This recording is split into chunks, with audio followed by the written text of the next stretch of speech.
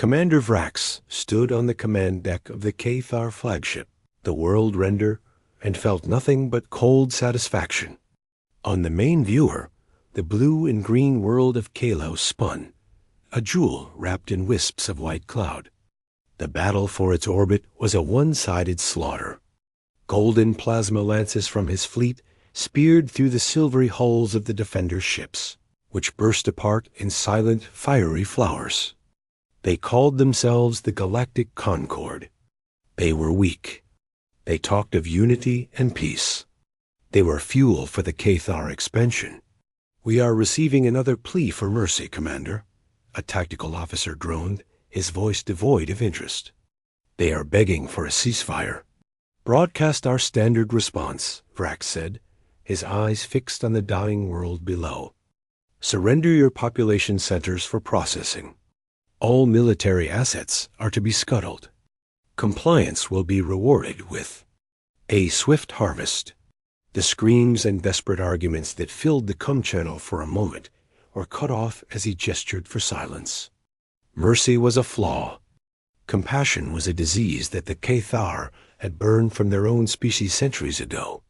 They were the apex predators of the galaxy, and this was simply the natural order, 2 decks below. In the bustling nerve center of the Concord's flagship Dauntless, Officers Jay and Mira fought a losing battle. Jay's fingers flew over his tactical console, sweat tracing a line down his temple. He was rerouting power from life support to the forward shields, a desperate move to buy a few more seconds. His screens were a mosaic of disaster. 3 more frigates gone. The planetary defense grid at 12%. The Cathar fleet advancing in a perfect, implacable formation. "Myra, I need a clean signal to the 4th Squadron. They're drifting into the kill zone." He shouted over the blare of alarm sirens and the distant, shuddering impacts of enemy fire. Mira was at the comms station, her face pale but set in fierce concentration. Her headset was pressed tightly to one ear, her other hand adjusting frequencies. "The jamming is too heavy, Jay. It's like a wall. I'm trying to bounce it through the relay satellite at Gamma 7, but..." The Dauntless lurched violently. A shockwave threw them both from their chairs. The lights flickered, died, and then came back on at a dim emergency red.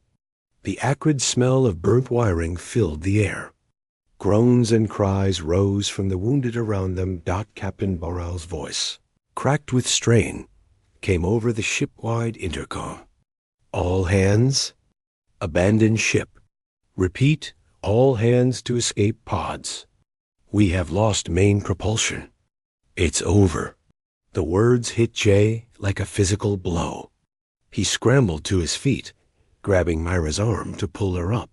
Her eyes were wide, fixed on the main viewer, which now showed the terrifying spiked profile of a Cathar cruiser moving in for the final kill. "No time," Jay gasped. "Pod 7B, it's closest." They stumbled through the smoky corridor, past fallen beams and sparking consoles. The orderly retreat had already collapsed into a panicked scramble. A junior ensign was frozen in the middle of the hall, sobbing. Myra pulled her along without a word. Pod 7B was already half full. Jay punched the manual launch sequence as the last of the crew piled in. The hatch sealed with a hiss, cutting off the sounds of the dying ship.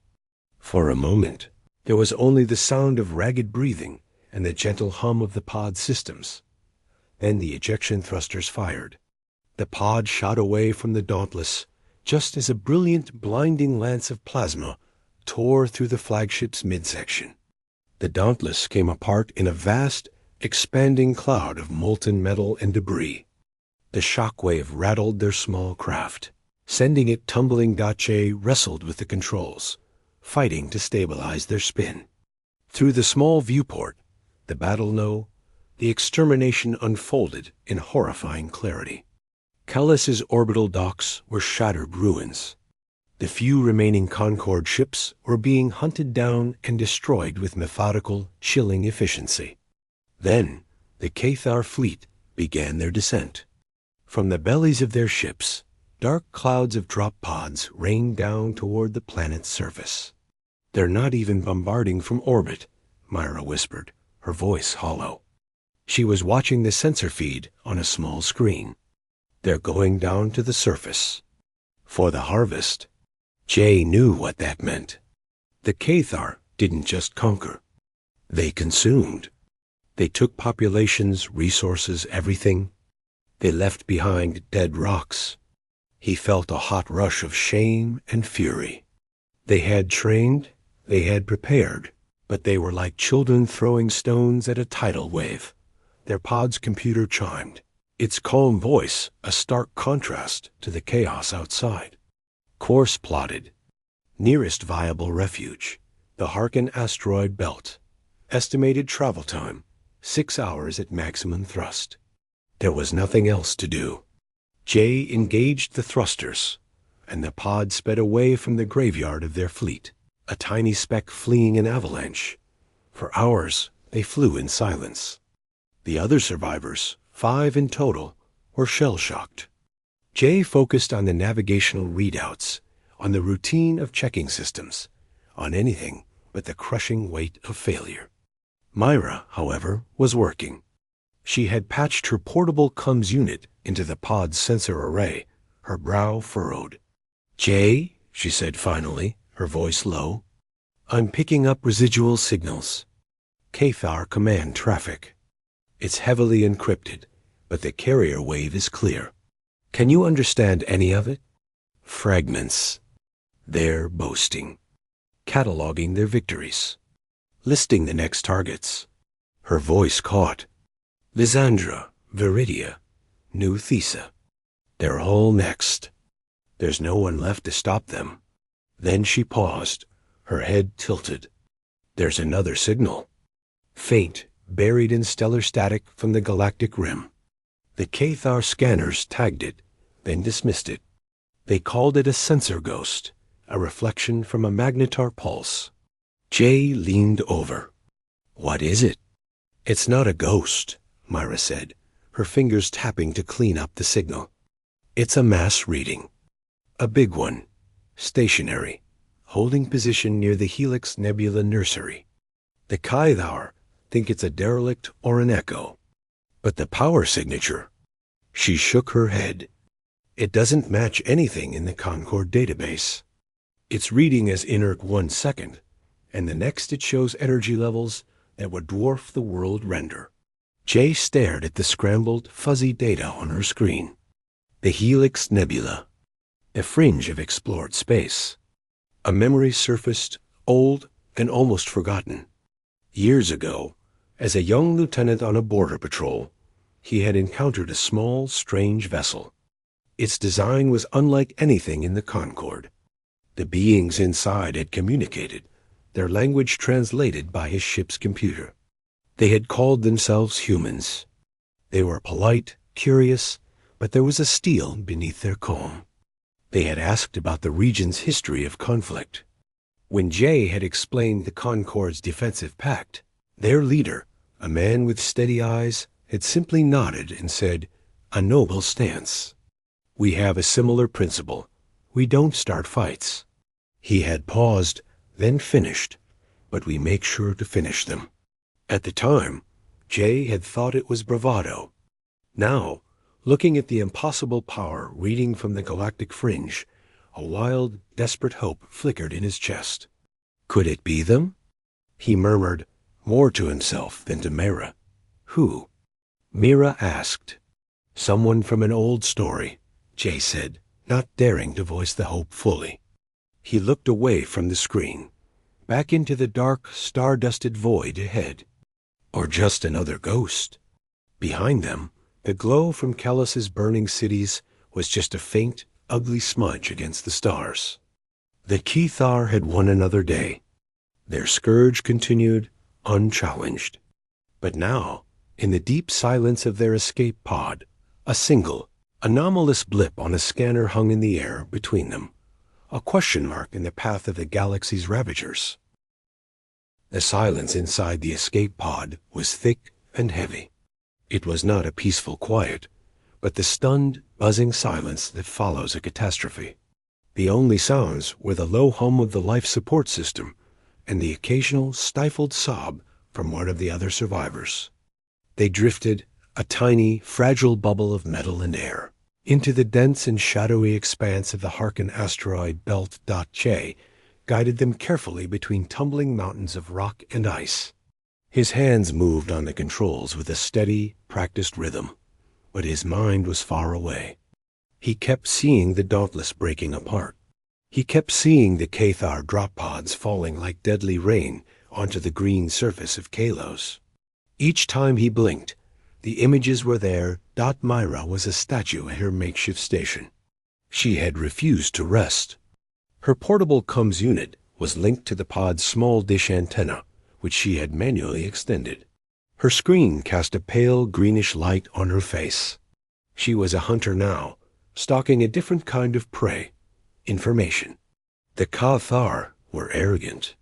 They encrypted their high-level command channels, but their lower-band tactical chatter was often loud and clear. They did not think anyone was left to listen. For hours, she sifted through the noise. Jay heard the harsh, guttural sounds of the Cathar language through her earpiece. To him, it was just noise.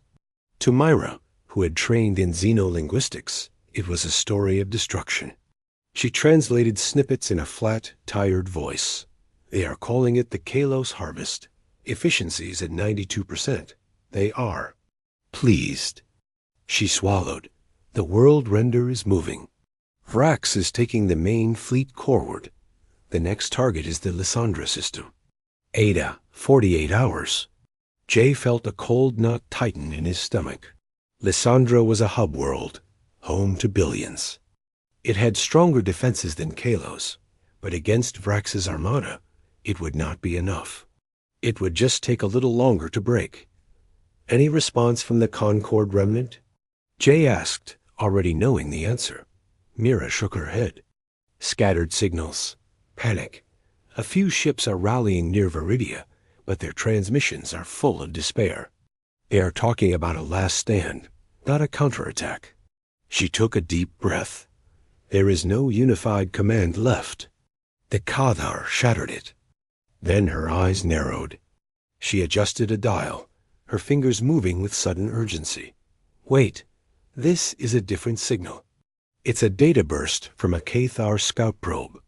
It's reporting on the anomaly, the one from the fringe. Jay turned his chair to face her. What about it?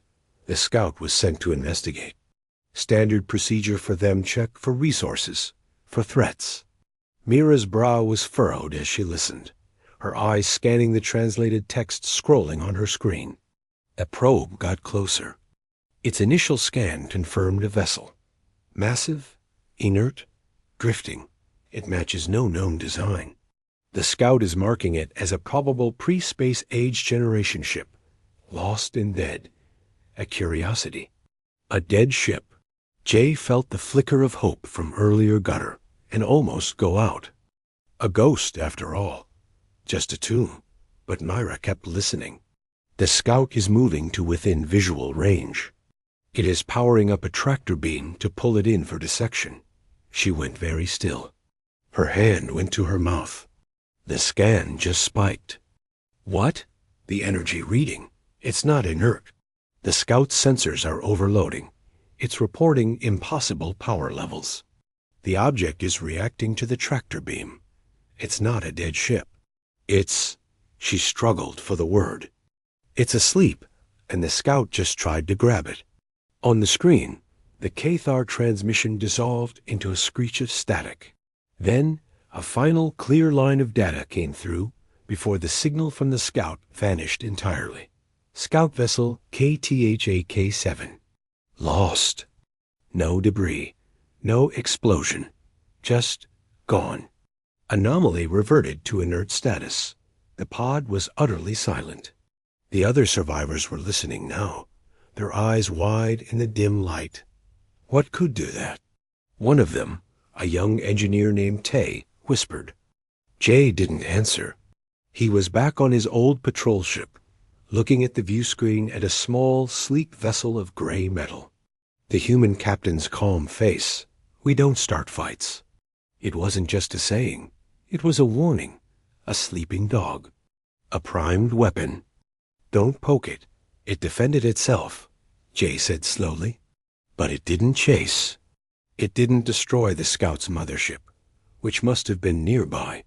It just removed the threat and went back to sleep." "That makes no sense," Mira said.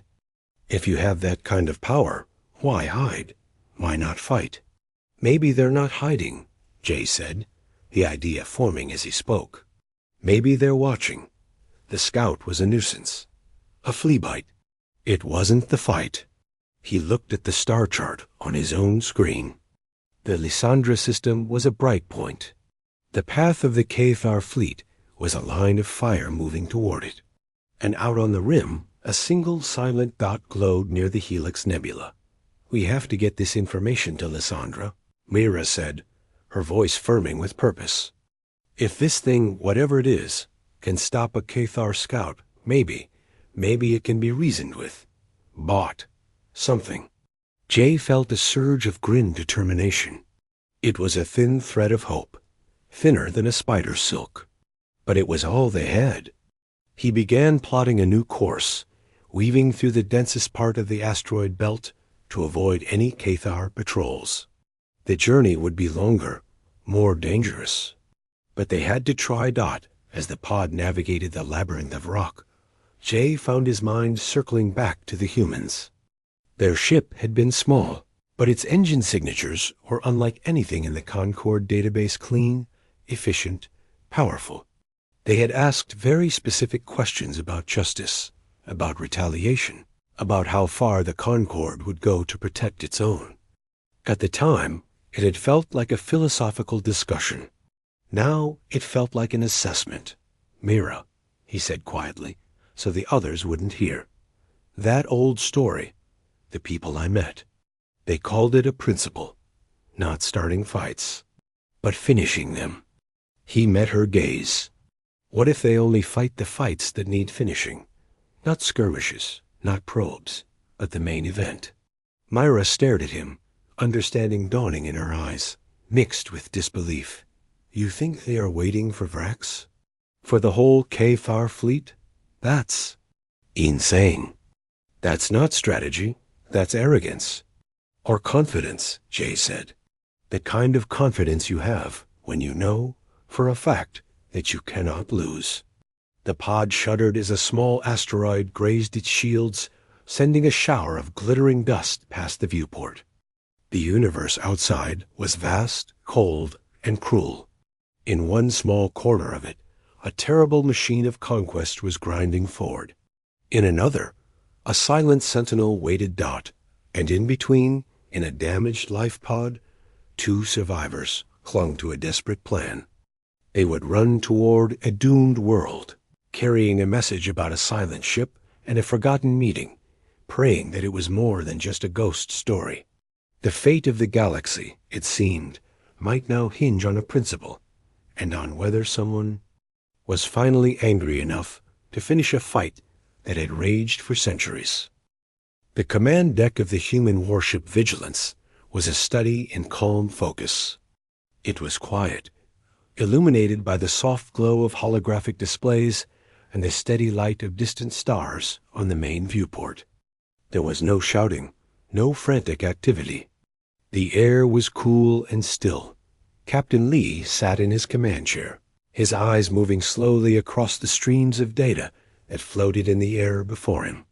His face was impassive, giving away nothing. To his right, Lieutenant Sue monitored the tactical sphere, her hands resting lightly on her console. Her expression was one of serene attention, like a musician waiting for the first note of a symphony. The Vigilance hung in the void near the glowing clouds of the Helix Nebula.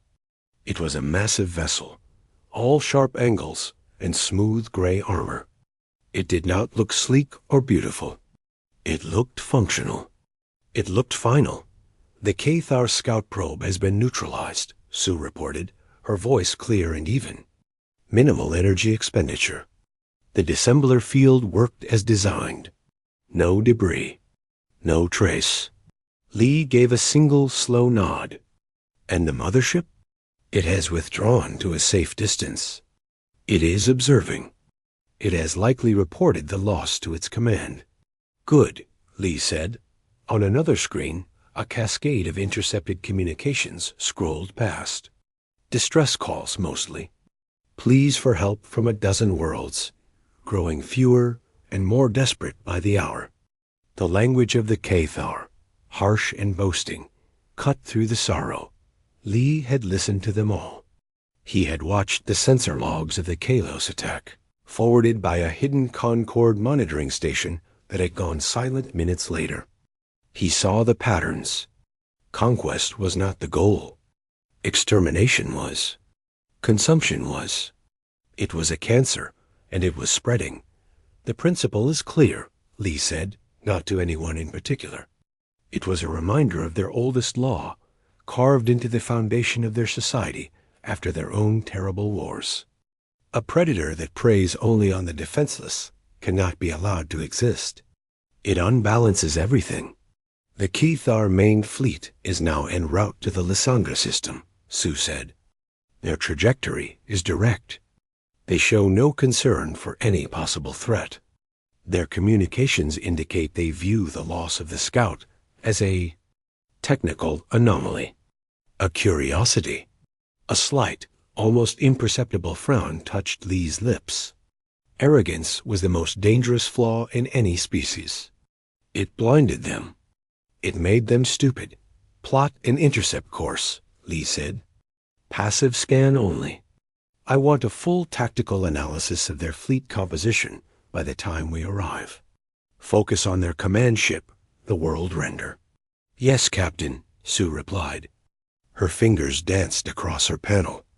The star chart on the main viewer shifted, and a new course line appeared. A gentle arc that would place the Vigilance directly in the path of the Cathar advance. The engines, silent and deep within the ship, thrummed to life with a vibration felt more in the bones than heard by the ears. For a day, the Vigilance moved. It was a strange kind of pursuit. They were not chasing the Cathar. They were simply going to meet them. On the bridge, the crew worked with quiet efficiency. They were not preparing for a battle.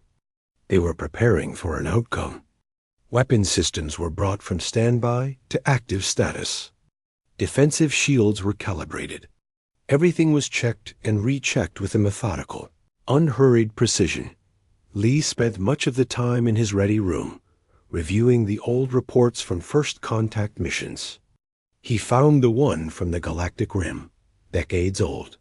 A brief, polite exchange with a Concord patrol ship. The report noted the Concord's defensive posture, their clear lack of offensive technology. It concluded, civilization shows cooperative traits. No immediate threat. Recommended for ongoing non-interference observation. They had been observing ever since. They had watched the Cathar rise. They had recorded every atrocity, waiting for the moment the threat would become direct, undeniable. Waiting for the fight that needed finishing. The principle required patience. It required cold judgment. It was not about revenge. It was about surgery. We are in position, Captain. Sue's voice came over the cone. The Cathar fleet will enter sensor range in 10 minutes. Lee returned to the bridge. The viewport showed a peaceful stretch of space. Lysandra's star was a bright point in the distance. There was nothing here. It was empty. A good place for a lesson. Go to silent running, Lee ordered. Full stealth. Let them see us only when I say so. The Vigilance seemed to vanish. Its energy signature dropped to near zero. Its gray hull became a deeper shadow against the black. It was a hole in space not on schedule. The Cathar arrived. It was not a fleet. It was an invasion force. Dozens of brutal, spike-covered ships surged into the system, led by the monstrous World Render.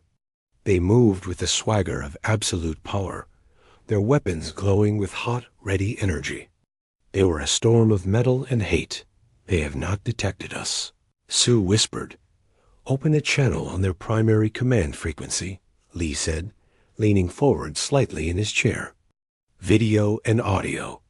A light on Sue's console glowed. Channel open. Lee took a breath, his face settling into an expression of calm authority. K-Thar Fleet. This is Captain Lee of the Terran vessel Vigilance. You are ordered to power down your weapons and reverse your course immediately. You will withdraw from Concord space. This is your only warning. For a long moment, there was only static. Then the screen flickered, and the face of Commander Vrax appeared. His scaled visage was twisted in a mixture of surprise and contempt. He was not used to being addressed. He was used to being feared. A new creature, Vrax hissed, his voice like grinding stones. You hide in the dark. You have killed one of our scouts. You think this gives you the right to make demands? You are a gnat. We are the storm that scours worlds. Your actions are a violation of galactic peace, Lee said, his voice never rising. You prey on those who cannot defend themselves. This ends now. Stand down. Vrax leaned closer to his own screen, his yellow eyes blazing. We do not stand down. We consume. You will be the first of your species to be harvested. A taste of what is to come. He made a sharp gesture to someone off-screen. Destroy that ship. On the tactical sphere, Sue saw it instantly. The lead destroyer, HFY-22, is powering its main plasma lance. It is targeting us? Lee watched the main viewer. The K-Thar destroyer, a jagged blade of a ship, glowed with fierce energy at its prow. It was a declaration of intent. A test. They have fired, Sue said, her voice still calm. A searing beam of golden plasma, the kind that cracked planetary shields, lanced across the void. It struck the space where the Vigilance hung. Space itself seemed to scream with the energy. On the bridge of the Vigilance, there was a faint, gentle shimmer in the air. A low hum. The deck did not shake. The lights did not flicker. Shield integrity at 100%, Sue reported. No damage. Energy dispersion was total. Lee's eyes were still on Vrax's face on the screen. He saw the first flicker of doubt in the K-Thar commander's eyes. The plasma lance should have vaporized a continent. It had done nothing. Target that destroyer's primary weapon array and its engine core, Lee said, his voice still quiet. Disable it. Do not destroy. Aye, Captain? On the side of the Vigilance, a panel slid open. There was no blinding flash, no roaring beam. 2 pulses of concentrated blue light, silent and precise, shot out. They crossed the distance in an instant. On the viewer, they saw the K-Thar destroyer's glowing weapon array go dark. Then, a series of small internal explosions rippled along its engine section. The ship's forward momentum died. It began to drift, powerless, a floating hulk. Every light on its hull went out. The silence from the K-Thar fleet was sudden and profound. Lee leaned toward the com. That was a demonstration, Commander Vrax. The next will be your flagship. The order stands. Power down and withdraw. He cut the channel. On the screen, Vrax's furious, stunned face vanished. The Vigilance sat in the darkness, its single devastating response hanging in the air. It had not waged war. It had administered a correction. The message was simple. We are here. You are not in charge. The fight, it seemed, was finally ready to be finished. For a long moment in the cold void, nothing happened. The K-Thar fleet, a swarm of deadly shadows, simply hung in space. The silence over the comms was heavier than any noise. The drifting hulk of the HFY-22, its weapons dead and its engines dark, was a stark, impossible fact against the stars. On the bridge of the Vigilance, Lieutenant Sue watched her tactical sphere. Multiple energy spikes across the enemy fleet. They are not powering down. They are redistributing shield power and charging weapons. The world render is moving to the center of their formation. Captain Lee nodded slowly. He had hoped the demonstration would be enough. But hope was not part of the principle. The principle dealt in certainties. The certainty was this: a predator, when cornered, attacks. Go to full alert, but hold firing solutions. Let them make the next move. On the Cathar flagship, Commander Vrax was engulfed in a cold, towering rage. The humiliation of it burned worse than any plasma. A single ship, a single insolent creature, had disabled a Cathar destroyer with contemptuous ease. He stared at the visual of the gray human ship on his viewer. It looked back at him, silent and unmoving. They have some trick. He snarled at his quivering officers. Some new shield technology. It does not matter. One ship cannot stand against an armada. They have made a fatal error. They have shown us their trick, and now we will drown them in fire. All vessels. Concentrate all firepower on that ship. Full barrage. Leave nothing behind. The order crackled through the fleet. The Yathar commanders, shaken from their stupor by the familiar call to violence, obeyed. A dozen capital ships, 50 support vessels, all turned their weapons toward the lone Vigilance. The space between the fleets began to glow with the buildup of terrible energy dot in the Harken belt. Jay and Myra's pod shook as it burst out of the asteroid field. Lyssandra's star was ahead, and on their crude sensor panel, the space between them and the planet was a storm of light. They are engaging. Myra cried, her voice tight. The Cathar fleet. And one other signature. It's the anomaly. It's right in the middle of them. Jay pushed the pod's engines harder, knowing they were already at their limit. They were too far away to help, too slow to matter. All they could do was watch, and hope the ghost was real. The Cathar fleet opened fire. It was an apocalyptic sight. A storm of golden plasma lances, scarlet missile trails, and crackling ionic bolts converged on a single point. The space where the Vigilance sat was utterly obliterated in a sun-bright holocaust of destruction. The light was so intense, it washed out the sensors on Jay's pod. It was more firepower than had been used to break Kalos. On the Vigilance, the only sound was a deep, resonant hum that vibrated in the deck. The viewports automatically dimmed to black as the outside universe became pure, white fury. The ship shuddered, not from impacts, but from the sheer energy it was dissipating. Warning icons flashed on Sue's console, but they were green, not red. Shields at 87%, she reported, her voice cutting through the low hum. Distributed field is holding. Heat dissipation is within parameters. Lee watched the maelstrom on a filtered monitor. The Cathar were throwing everything they had. It was impressive. And it was useless. Time? 23 seconds of sustained fire, Sue replied. Enough, Lee said. Return fire. Pattern Theta. Disable only. Target weapons, engines, and command decks. Avoid life pods and reactors. Aye, Captain. Executing Pattern Theta. The Vigilance stopped waiting. From its smooth hull, dozens of panels slid open. Not with the roar of cannons, but with the quiet click of precise machinery. It began to fire back. Blue and white pulses of light, each no bigger than a shuttlecraft, lanced out. They moved with impossible speed and unerring accuracy.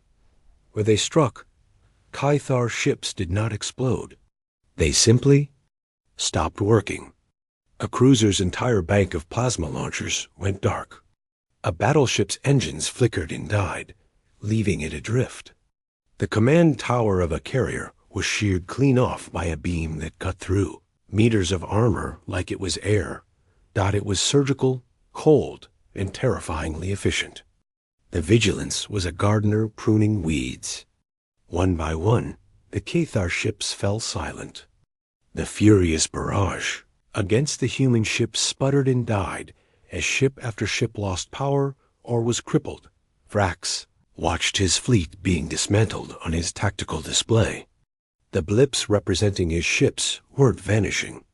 They were turning gray, marked as inert. His armada was being turned into a floating scrapyard. His breath came in ragged heaves. This was not battle. This was an execution. Focus fire. All remaining ships on the... He began to shout. Commander. The sensor officer screamed, true panic in his voice. The human ship. It's moving. On the viewer, the Vigilance was no longer sitting still. It was advancing. It moved smoothly, without a sound, gliding directly toward the heart of the Cathar formation, toward the world render. It ignored the few sporadic shots that still came its way. They splashed harmlessly against its shimmering shield dot. It was coming for him. A primal fear, an emotion the Cathar had bred out of themselves generations ago, clawed its way up Vrax's spine. This was not a foe to be conquered. This was a force of nature. An ending. Evade. He roared. Full retreat. All ships scatter. But it was too late. The Vigilance was already in front of them. It positioned itself between the crippled Cathar fleet and the junk point. They would need to escape. Lee's face appeared on every Cathar com screen, on every bridge. His expression was still calm, but his eyes were like chips of flint. Your ability to make war is ended, Lee said, his voice filling the silent ships. You will surrender, now. Vrax looked around his command deck. His officers were frozen, their will to fight shattered. He saw only fear. The fear they had inflicted on 100 species was now theirs. The humiliation was absolute. But beneath the fear, his rage still burned, white-hot and desperate. Never, Vrax whispered to himself. Then he leaned into his command console, inputting a manual override sequence of a final ancient protocol. If he could not win, he would ensure this human weapon did not survive to threaten the Cathar Empire. All remaining power to forward thrust. Set a collision course. We will take this creature with us. The world render, wounded but still massive, groaned as its engines were forced to full emergency burn. It turned its blunt, armored prow away from Lysandra and toward the Vigilance. It began to accelerate, a final suicidal spear aimed at the heart of its enemy Dache, and Mera saw it on their sensor screen. He's going to ram it, Jay said, his blood running cold. On the bridge of the Vigilance, Sue looked up. The Cathar flagship is on a suicide vector. Impact in 45 seconds. They are overloading their core in a cascade failure. It will create a blast capable of destroying this ship. Lee looked at the image of the world render growing larger on the main viewer. A brute force end. The final, spiteful act of destruction. He had offered a chance to surrender. The principal was clear about this too. Very well, Captain Lee said, his voice dropping to a near whisper. Activate the gravity pulse emitter. Target the world render only. Full containment field. Aye, Captain. Activating gravity pulse. There was no dramatic firing sequence. Deep within the Vigilance, a system engaged. A low, subsonic groan echoed through the ship, felt in the teeth and bones of the crew. Space in front of the Vigilance began to warp. It was like looking at a reflection in a funhouse mirror. The light from the stars bent and twisted. The charging world render hit the distorted zone, and it stopped. It did not crash. It did not explode. One moment, it was 1 billion tons of warship moving at full speed. The next, it was frozen, trapped in a bubble of warped space-time. It hung there, perfectly still, like an insect in amber. The glow from its overloading core flickered and died, smothered by the immense gravitational pressures within the field. The sudden, absolute stillness was more shocking than any explosion. The last shots in the system ceased. Every remaining Cathar ship, every watching sensor from Lysandra, every pair of eyes on Jay and Myra's pod, stared at the impossible sight, the mighty world render, the scourge of the galaxy, immobilized and utterly helpless. Captain Lee's voice broke the silence, calm and final. Cathar fleet, this is your last chance. Power down, now. This time, the silence from the Cathar was not defiance. It was surrender. All across the broken fleet, lights winked out. Engines died. Weapons went cold. The fight was over. The silence that settled over the battlefield was profound. It was not the quiet of space, which was always there. This was a new silence, born of shock and awe. The Cathar fleet, once a terrifying storm of spikes and energy, now hung dark and powerless. Their flagship, the World Render, was a frozen statue trapped in a bubble of twisted light, a monument to its own defeat. On the bridge of the Vigilance, Lieutenant Sue let out a slow, controlled breath. Her hands moved over her console, running post-engagement diagnostics. Gravity pulse emitter stable. Containment field holding. The Cathar flagship's power core has been forced into a dormant state. No further threat. She looked at another screen. Remaining Cathar vessels are complying. We are reading full power down across the fleet. Captain Lee stood up from his command chair. He felt the weight of the moment, but his duty was not finished. Open a wide-band channel to the Lysandra system and all Concord remnant frequencies. Use clear, simple text and audio. Aye, Captain. Lee's voice, calm and steady, flowed out into the void, reaching the terrified defenders of Lysandra, the scattered survivors hiding in the dark, and the two people in a battered escape pod who were just now entering the edge of the system. People of the Galactic Concord. This is Captain Lay of the Terran vessel Vigilance. The immediate Cathar threat in this sector has been neutralized. Their fleet is disabled. Their commander is contained. You are safe. On Lysandra, the words were met with disbelief, then with a rising, cheerful cheer that echoed through bunkers and command centers. The relentless pressure, the certain doom that had been minutes away, was simply gone. In their pod, Jay and Mira looked at each other. Myra's eyes were wide with tears she refused to shed. Jay just slumped back in his chair, the tension draining from his body, leaving him feeling weak. They did it, he whispered. They really finished it. The Vigilance is hailing us, Mira said, her voice shaky. They are giving us coordinates and a docking path. The pod, with its last bit of fuel, limped toward the immense human warship. As they drew closer, its scale became terrifying. It was not elegant, but it was solid, like a mountain made for space. An airlock hatch opened, a small welcoming mouth in the vast gray hull. They were met in a clean, bright docking bay by two crew members in simple gray uniforms. The humans were calm, their expressions professional, but not unkind. Officers Jay and Mira, Captain Lee welcomes you aboard. Please follow us. They were led through quiet corridors. The ship was spotless and efficient. They saw no panic, no celebration. It was the environment of a crew that had done a difficult job well and was now moving to the next task. They were brought to a meeting room with a large window that looked out on the battlefield. The frozen world render dominated the view. Captain Lee and Lieutenant Sue entered. Lee gestured for them to sit. You are the officers from the Concord Scout. Your attempts to rally survivors and your efforts to reach Lysandra with information were noted. You have courage. Jay found his voice. You saved us. All of us. We have no way to thank you. There is no thanks required, Lee said. We adhere to a principle.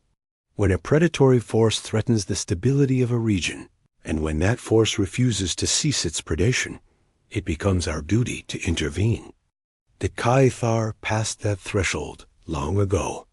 We have been observing. The principle, Jay said, remembering. You don't start fights, but you finish them. Lee finished, a faint, very slight smile touching his lips. Yes, we observed the Caithar for decades. We recorded their actions. We waited for the moment when the conflict was unavoidable, and when our intervention would be decisive. Not as participants in a war, but as surgeons removing a disease. Myra looked out at the silent Caithar fleet. What happens now? To them? Lieutenant Sue answered. The contained flagship will be towed to a secure location. Its crew will be removed and placed in holding.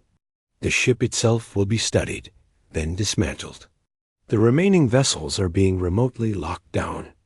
Their weapons and engines will be removed. The ships will be left as hulls.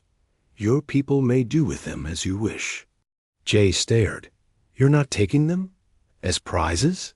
Lee shook his head. We have no need of their technology. We have no desire for conquest. Our purpose here is to end the threat, not to replace it. And what about the Caithar Empire? Mira asked. This was just one fleet. They have others. Captain Lee's expression grew more serious. A Terran fleet is already en route. Not an invasion force. A pacification force. They will move to the heart of Caithar space. They will deliver the same message we delivered here. Stand down, dismantle your war machine, and rejoin the galactic community peacefully. If they refuse, they will be disarmed. Completely. The scale of it was dizzying. These humans didn't fight battles. They changed realities. They didn't seek to rule. They enforced a peace so absolute, it was like a law of nature. You will help us rebuild? Jay asked, hope blooming fully for the first time. The vigilance will remain in this sector as a stabilizing presence, Lee said. We will share necessary technology for communication and basic defense. We will help coordinate the relief efforts for the worlds the Caithar have damaged. But your recovery, your future, that is for the Concord to decide. Our role is to assure you have the safety to make those choices.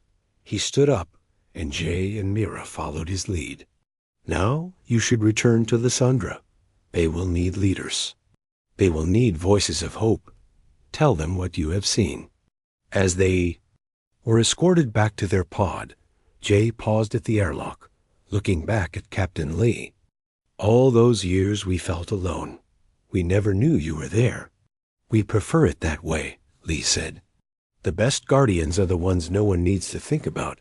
Go. Your people are waiting. The pod detached and turned toward the bright, undamaged world of Lysandra. Behind them, the Vigilance began to move, its powerful but silent engines maneuvering it toward the trapped Caithar flagship. Tractor beams, gentle and precise, reached out to encase the world render in a cage of light, preparing to haul it away. From Lysandra, ships began to emerge. Not warships, but medical frigates, supply vessels, and shuttles filled with families looking for survivors. The sky, which had been a place of fear for so long, was once again a place of hope. Jay looked at Mira. Her face was tired, but there was a light in her eyes he hadn't seen since before Kalos fell. What do we tell them? She asked. Jay thought about the calm on the human ship, the sheer, quiet power, the principle that demanded patience but promised an end to bullies.